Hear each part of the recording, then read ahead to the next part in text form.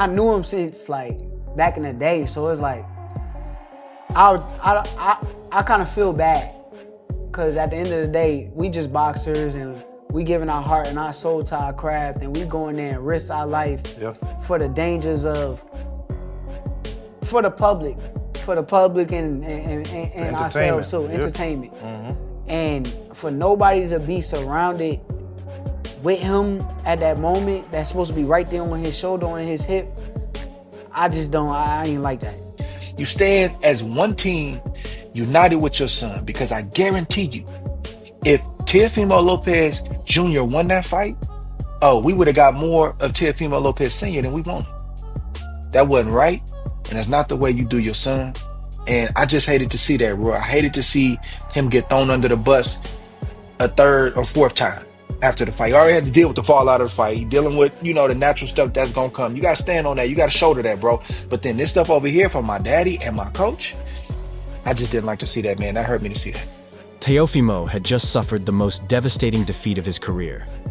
His championship was no longer his, and for the first time, the takeover era suddenly looked finished.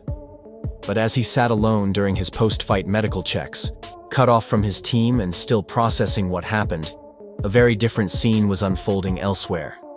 His father, Teofimo Sr., had already stepped into the spotlight, speaking to the media and making it clear to everyone watching that the loss had nothing to do with him.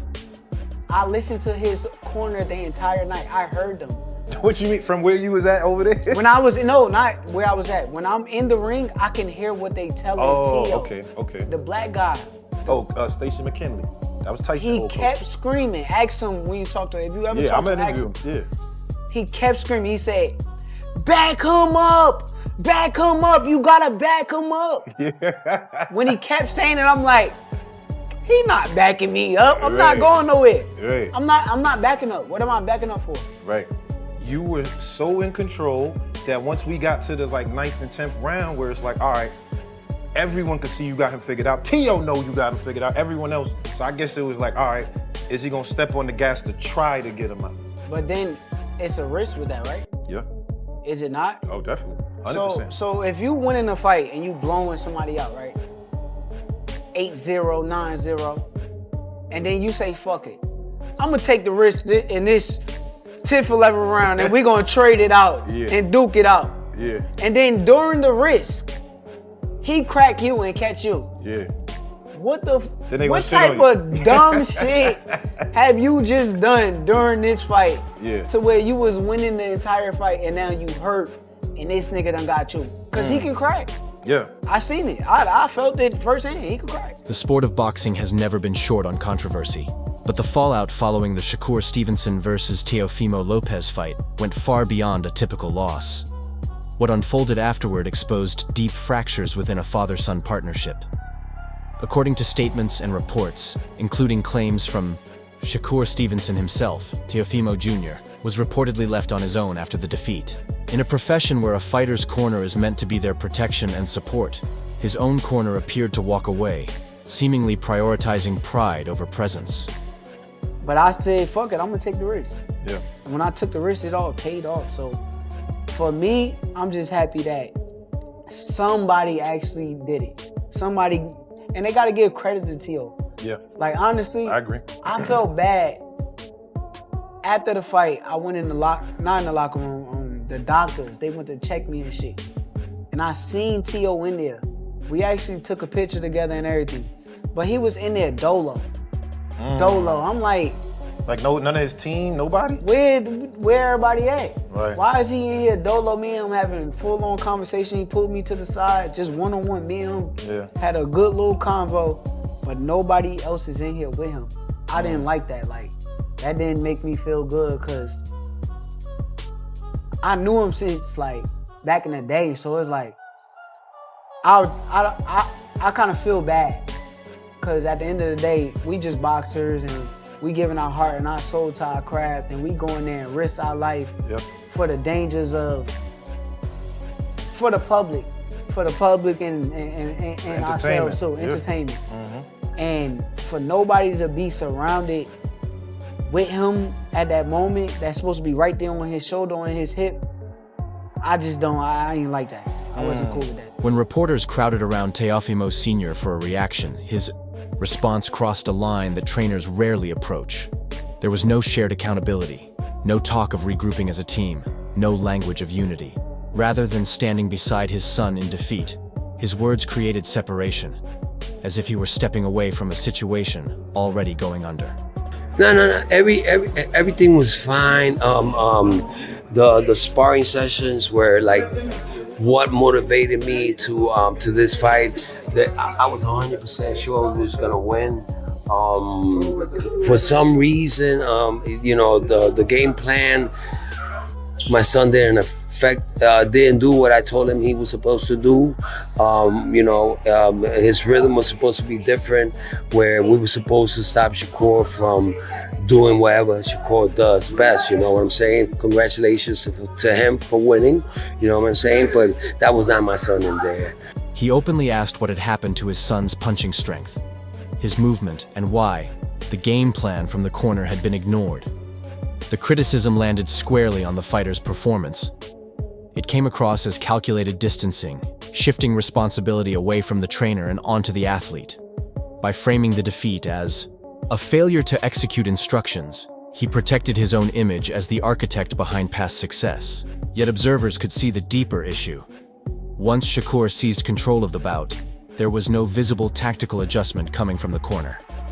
I feel like I always liked the dynamic you and your grandfather. He's very aggressive when he talks and how his game plans. What was he saying to you? He just kept telling me keep doing what I'm doing. He was enjoying the fight. He wanted me to watch out for little things because he seen, like I seen, that Tio was trying to catch me with something to like try to knock me out. That was his main thing. Even if you listen to him after the post fight, he's like, oh, I was too focused on one thing. Yeah. I'm gonna tell you that what the one thing was. The one thing was him trying to knock me out. And he was looking for it. My grandfather kept putting it on my brain like, okay, but still watch out for it. Right. Even after round 2, they kind of told me like, cause I came back to the corner smiling. I'm like, oh my God. You knew at that point? Hold on, you knew at that point, round 2, did you know like, all right, I got him, it's over? Oh, I knew it. Yeah. I promise. I kind of knew it. I ain't gonna lie to you. I knew it at the press conference. You can hate Shakur all you want. You can not like him, but you got to give him his flowers. You know what I mean? You got to give him his flowers. You can not like him. You can talk trash about him, but you got to give him his flowers. He is who he is.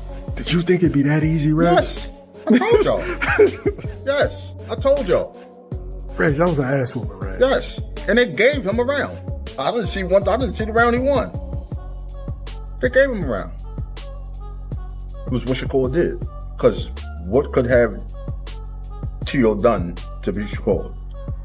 His dad said he didn't follow the game plan. What game plan? What game plan? He didn't run.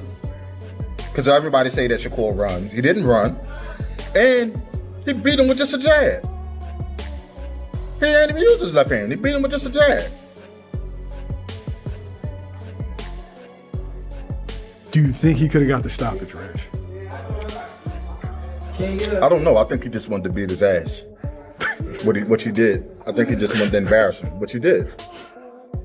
You embarrassed him. That was embarrassing. For people to hold you at such a high level, that was embarrassing. That was embarrassing. To me, I thought something was wrong with his left hand because he didn't use it. Or if he did, he didn't put no power behind it. I mean, it was just like a touch.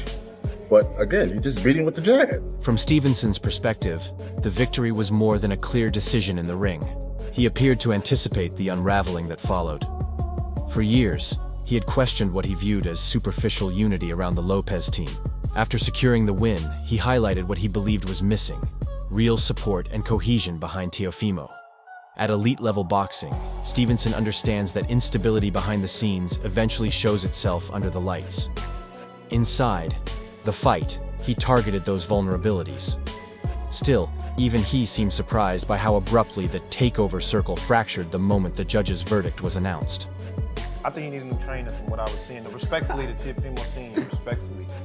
The corner instructions. He ain't really give a lot, you know what I mean, from what I was seeing online. Cause the nigga, he in the corner, he like, hit him! He do like, the same yeah, shit. I'm trying, what do you gotta tell me something. Bro. If I'm in there and you telling me to hit him, I know I'm supposed to hit him, bro. I know that. How? He goes in there every fight with Tio and do the same shit. He don't go tell him no instructions. Yeah. He tell him little simple father-son shit. It's his father and his son Don't tell type. me hit him. He like, where's the power? Hit him. I'm like, come on, man. Nah, I ain't gonna lie, that was crazy though. He said, what happened to your power, bro? I ain't gonna lie. If I'm in the corner and my dad told me that, I would be tight, son. I'm not even gonna hold you. I would be tight. Nah, no bullshit though. Like, what what? happened to your power, bro? Like, why would you tell me that? What? Nothing at all, man. Just didn't come with the right plan. That's all. Better man wins tonight. Good fan. Do you feel like you'd like to run it back at some point with Shakur? I know you're someone that always wants to, like that time Cambodia speak, you want to do it straight away, right? I will see what happens next, man. I'm gonna let my team do the work on that. Reaction across boxing was immediate and unforgiving. Prominent figures, including Andre Ward and Roy Jones Jr., openly criticized what they saw as Teofimo being left alone after defeat. Ward, typically measured and reserved in public, described the scene as unacceptable. He emphasized that a father's role doesn't change with results. You stand beside your son in victory, defeat, or stalemate. You know, it was sad, man. I heard that, you know, that Teofimo Jr., you know, he's getting his post-fight medicals and different things like that, that he was all by himself. No team members.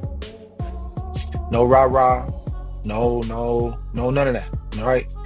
I can only imagine what his circle would have looked like if he won that fight against Shakur Stevenson. Maybe caught Shakur with a punch or whatever the case may be. He got his hand raised. Man, that's weak, man. And I don't, you know, it's really sad, man, and I hate that Teofimo Lopez has to go through things like that. I mean, some of the stuff he gets, Roy, like, is warranted because of the way they talk and the way they present themselves. But get past that, and you get to the humanity of the person, man. You should have been with your son as if he won that fight. Yeah, your heart is heavy. Yeah, you know it's tough. But when I'm being here with that's my baby. I don't care how old you get. You gonna be deep down. You gonna be my baby. He didn't have his father there, and I saw a post-fight interview with Lopez Sr. and he did the number one thing you're not supposed to do as a coach when something like that happens. He said, what happened in the fight with your son? Oh, he didn't listen to me. In other words, I did my part, but he didn't do his. And if he would have did his, I don't know what happened to his power, his speed, everything was gone. Then he started making a bunch of excuses. Yeah, it's because everybody was against him and da-da-da. Listen, sir, you wrong for that, man. And you got to be there with your son and be there for your baby boy, just as if he won that fight. The humanity of the person has to come before the business of the sport. Did you have any adjustment? And we got to call out Teofimo Lopez Sr. because, sir, in these moments, this is when you really earn your check. It's not at the press conference. It's not when you're in front of a YouTube channel. It's not any of that. We don't want to. That's cool. If you want to do that, do that. But in that moment, when your son needed you to give him sound instructions, to settle him down and give him one or two things that he can do to change the course of this fight and possibly try to win or catch Shakur or do anything, you as a trainer did not show up. When you start saying stuff like, bro, where's your power? Do you not realize that when you face a boxer like that power can get put in the trunk and you'll never see it? You don't have no other game plan other than power? Bro, what's wrong with your legs? He's fighting better legs. Where's your footwork? He's fighting better footwork. Y'all didn't know this? Y'all been seeing Shakur since he been a kid. Y'all came up together. That was the moment where Teofimo Lopez Sr. was supposed to earn his money. And I believe in that moment he failed his son. Roy Jones Jr. offered a seasoned fighter's viewpoint, stressing that every athlete eventually has to recognize when their corner stops helping and starts holding them back. He explained that when a coach questions a boxer's abilities instead of guiding improvements, The partnership shifts from support system to burden. But this is why sometimes, at some point, as a man, you got to go get your own team. You understand me? You can't be there and just depend on that, because a lot of times fathers get mad and they're going to blame everything on you because they are the father. They feel like, well, he didn't do what I told him to do. But you know, at some point, you got to stop allowing him to tell you what to do, so that you can't never blame that. He can't never blame that on you. But if you let him keep telling you what to do, I'm just keeping it real. Right. You feel where I'm coming from? That's real. I'm just keeping it real. So I understand both sides, but it's like, the father gonna say, well, he ain't listen to what I say. Well, I mean, really, at this point, somebody should really be listening to what he say more. You feel where I'm coming from? Because he should listen. He shouldn't have listened to what he said in the corner. That's what I'm saying. But what I said, somebody should. He didn't give him much to listen to in the first place. He didn't say that. He didn't tell him nothing. He in the corner asking questions. Yeah. Why? So You asking me questions? I'm dealing with these punches and this jab. Give me something, bro. he ain't nothing to give him. Like I said, he ain't got nothing to give him. And at that point, you got to realize that, like I said, I understood that. But I don't want you in the corner or come and tell people, well, he didn't do what I tell him to do, because I might not have agreed with what you said anyway. So why would I do what you said to? Hit it, bro. That's not enough. You feel me? So, and I think they went through this before. Tio just didn't do what he probably should have did, but that's why at that time, you're right. You understand me? They so, did have a shakeup. Yeah. You understand where I'm coming from? So I don't like I said, I don't want to get into it, but you can't blame it now, because when God showed you what it was, you didn't do what you should have did. So now you got to suffer consequences. These are the consequences of you not doing what God tell you to do. This isn't the first time cracks have shown in this partnership. Looking back, the warning signs were always there. The breakdown was hinted at during the George Kambosos defeat, and the infamous hot mic moment where Teofimo Sr. asked, "Do I still have it?" only added fuel to the fire. Rumors of camp changes and shakeups have swirled for years, yet Teofimo Jr. remained loyal to the man who guided his early rise. Now, the question becomes what the future holds for Teofimo Lopez Sr. He is undeniably a generational talent, the fighter who defeated Vasily Lomachenko and Josh Taylor when no one expected it. But boxing is as much a mental challenge as a physical one. How can he return to the gym and place trust in a coach who left him alone after a loss? How can he follow instructions from someone who publicly blamed him the moment adversity struck? Teofimo Jr.'s next steps may demand a difficult choice: put his career above his father's ego. If he wants to reclaim his position at the top, he may need to climb that mountain without the very person who claimed to have built the path for him. Boxing is inherently a solitary sport, but it should never feel as isolated as it did for Teofimo that night. In the ring, you fight for yourself. Outside of it, you need people who help you rebuild, not those who throw you under the bus to protect themselves. And Shakur was just gonna take his time, not lose the round, but they was gonna give him the round because Shakur wasn't gonna be doing that, and just coach him through the round, figuring him out. And then I was like, after them first three, 4 rounds, Shakur gonna figure him out and take off. And Shakur took off from round 1. It looked good. It looked super good. What did you see technically that made it look that way? Shakur is just too fast for him. Shakur broke him mentally from the first round. Just too sharp for him. That jab was cooking him. That's all he had to do the whole time. Bro, did he leave first gear? Because it seemed like he was on cruise control. Shakur? Yeah. I think he was chilling. It looked like he was chilling to me. Now, a lot of people felt like if he'd have let his hands go, he could have got the stoppage. Do you agree? For sure. That's not Shakur. Shakur is more like sit back, box, look good. That's what he did. He looked good. And he looked Greek. I'm not gonna say good. He looked super Greek. He did his thing. 12-9 shutout. And he did his thing. I mean, and you can't knock everybody out. So he definitely could have knocked him out if he would have probably stepped on the gas a little bit. And he took his knockdown away. What was it, the fourth round? Yeah, with that body shot. I'm like, that was a knockdown. Yo, you said to me one time, you said the fights that they think are going to be the tough fights don't be. And the guys that you never heard of, they be the tough fights. It's always like that. The ones that everybody think, swear up and down, it's going to be the toughest fight. And then when you fight that person, it'd be easy. And then when you fight them guys that nobody know or heard of, they be hard. And I don't know why. Not even hard, just like this boy don't belong in here, man. I'm just in here like doing anything. In a sport where everything can vanish in an instant, the true measure of loyalty is who remains by your side when the spotlight fades. And at this moment, that circle looks strikingly bare. That wraps up today's video. If you found it engaging, make sure to hit that like button, subscribe, and turn on notifications so you never miss future uploads. And don't forget to drop your thoughts in the comments below. Stay tuned, and we'll see you in the next video.